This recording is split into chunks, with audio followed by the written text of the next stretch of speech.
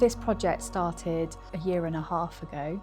We needed more space within the school.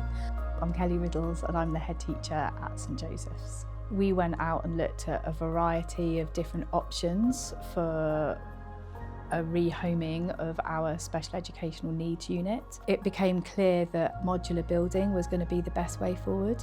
With our sort of project managers, we went out and looked at a range of different styles of modular buildings sort of around the southeast of England.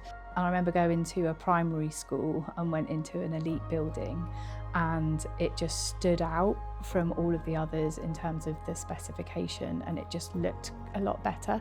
The others looked like modular buildings that we also have on site, which we have a lot of problems with, and they just don't look pretty. And you really want to have an environment that children are going to want to come into. The team were really, really great. So a number of times they came down to site just to put faces to names, to introduce the whole team.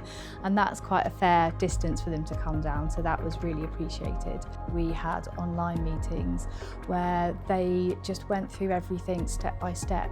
And as a non-expert in that field, they were really helpful at explaining what needed to be done. They just listened, and everything that I asked for, they tweaked. They even finished early, which is unheard of. So it was really, really good. I would really recommend Elite to any school. The specification of this building is absolutely outstanding. Literally anything that you worry about in terms of a school, DBS and how, the conduct of the workmen on site, they were absolutely impeccable. They really listened to our needs. A lot of the building work happened over the summer, and our exams hall is just the other side of us. They put in a specific little pathway to take into consideration that the children would be going into their exams.